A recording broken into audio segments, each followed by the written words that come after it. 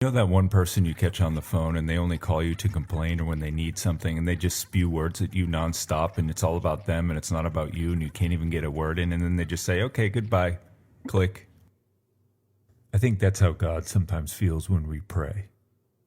And if you're anything like me, prayer can fall into 4 categories. Either it's dry and stale like a dried out old bagel, or we say the same things over and over again like a broken record, or we treat God like some giant vending machine in the sky where I put a little something in and get a little something out. Or worse, prayer becomes the most annoying chore or obligation possible, like vacuuming the entire house when it's 9,000 degrees outside. Whatever it is, we're going to stop praying. And once we stop praying, it's like when we stop watering the plant. Our faith dies. So I just wanted to pass along some thoughts and techniques I've picked up along the way that have helped me break out of all these and really helped me take my prayer a little deeper. Now, I'm not going to just give you some fancy definition of prayer because I don't really think you can capture it just with some words. So instead, I'm going to give you a picture.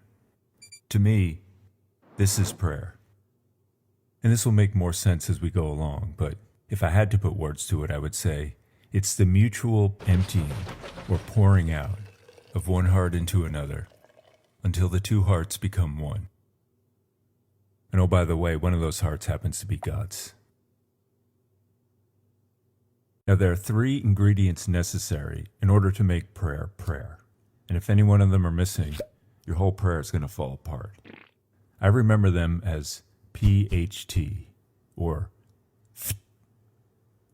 PHT.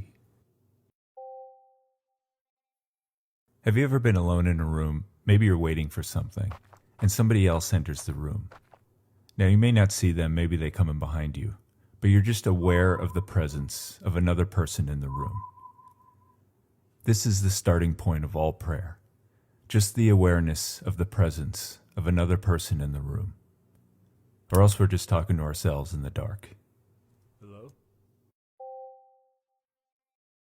The greatest line I've ever heard about prayer, and of course I don't remember who wrote it, was, God hears our hearts, not our words. I'm going to say that again. God hears our hearts, not our words. So can we all please just forget about am I saying the right thing or using the right words and just get down to the core? What's going on in my heart? If we can speak heart, we can speak God's language. And if we flip that around, we have to learn how to listen to God's heart inside my own heart. And not for any words or feelings or signs, but in very subtle and gentle inspirations or movements in my heart, and those aha moments of clarity in my soul. And once we master this very delicate language of heart, that's when we're talking to God. Okay, you really got to bear with me on this one. Remember those old diving suits where the guy in the bottom was completely dependent on the guy in the top, and the guy in the top had to pump all the air down to the guy in the bottom, and if the guy in the bottom ever wanted to come up, he had to tug the rope and just hope and pray that the guy on top would see it and pull him up? Okay, the point is, if you're the guy in the bottom, you have to entrust your entire life into the hands of the guy in the top, even for your very next breath. Now, in a similar but totally different way, we have to 100% have that same radical trust in the guy in the top, even for our very next breath. Now here's where the analogy breaks down, because it's not just some guy in the top we're entrusting our entire lives to.